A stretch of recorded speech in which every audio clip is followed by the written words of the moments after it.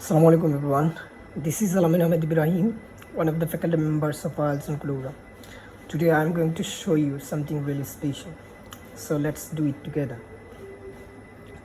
তো আজকে আমি যেটা করব সেটা হলো একটা ডিসকাশন এসে হলো একজন ক্যান্ডিডেটের খাতা সেটা হলো এভালুয়েট করব। আপনারা আমাদের সাথেই থাকুন এবং দেখতে থাকুন। তো এখানে রাইটার ওই ক্যান্ডিডেট ওনার সেন্টেন্সটা শুরু করছেন ওয়াইল দিয়ে। তো টাস্ক 2 তে আপনারা ওয়াইল ব্যবহার করবেন। ওয়াইল দিয়ে মূলত হলো কমপ্লেক্স সেন্টেন্স হয়। কোন ধরনের সেন্টেন্স হয়? Complex sentence. তাহলে উনি ওয়াইল দিয়ে শুরু করছেন, এর মানে কমপ্লেক্স সেন্টেন্স দিয়ে শুরু করছেন।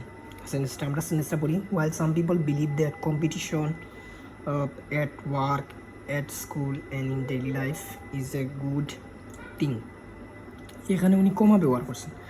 তো যদি আপনারা ওয়াইল দিয়ে সেন্টেন্স শুরু করেন তাহলে মাঝে হলো কমা দিবেন। মাঝে কি দিবেন? কমা দিবেন। এখানে উনি কমা দিচ্ছেন, at work and in daily life is a good thing. এখানে কমা দিচ্ছেন, এখানে সরি।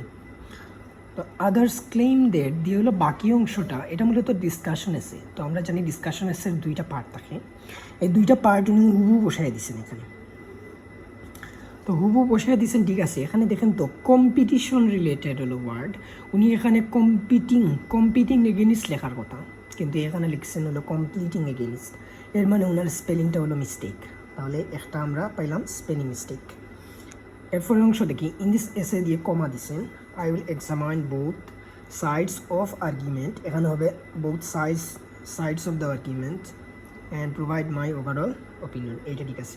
তাহলে ওনার ইন্ট্রোডাকশনটা ঠিক আছে। এখন দেখি আমরা body paragraph 1। There are a number of reasons why people believe that competition at work, at institution. এখানে দেখেন তো উনি স্কুলের পরিবর্তে ইনস্টিটিউশন ব্যবহার করছেন।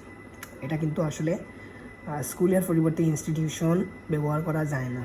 এট এডুকেশনাল ইনস্টিটিউট বা ইনস্টিটিউশনস ওইটা লিখলে হতো, কিন্তু স্কুলের ডাইরেক্ট সিনোনিম কিন্তু ইনস্টিটিউশন হয় না। এটা হলো ভোকাবুলারি রিলেটেড মিস্টেক।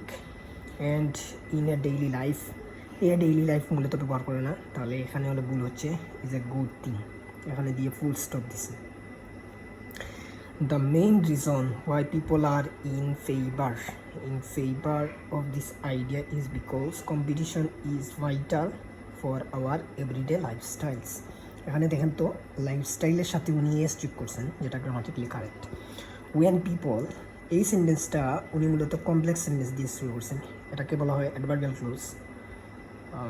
আবার এখানে হলো যে সেন্টেন্স উনি ব্যবহার করছিলেন সেটাও কিন্তু হলো না কমপ্লেক্স ছিল। When people join in a competition, comma দিছে। ওয়েন দিয়ে শুরু করলে মাঝে কমা দিতে আপনারা বলবেন না। দে ক্যান ব্রোডেন দেয়ার আউটলুক, এটা মূলত একটা কলোকেশন। তো এই পর্যন্ত যতটুকু বুঝলাম, উনি মূলত কমপ্লেক্স সেন্টেন্স হলো বেশি ব্যবহার করতেছেন এবং ওনার মিস্টেকও মোটামুটি হলো কম। তাহলে আপনারা কমেন্ট করে জানাবেন যে এই ধরনের সেন্টেন্স লিখলে উনি আসলে কত বেন আশা করতে পারেন, এদিকে আপনাদের গ্যাস। তো আপনারা সবসময় লিখবেন, অবশ্য কমপ্লেক্স সেন্টেন্সের প্রাধান্য দেওয়া ট্রাই করবেন। Complex sentences are important. Thank you.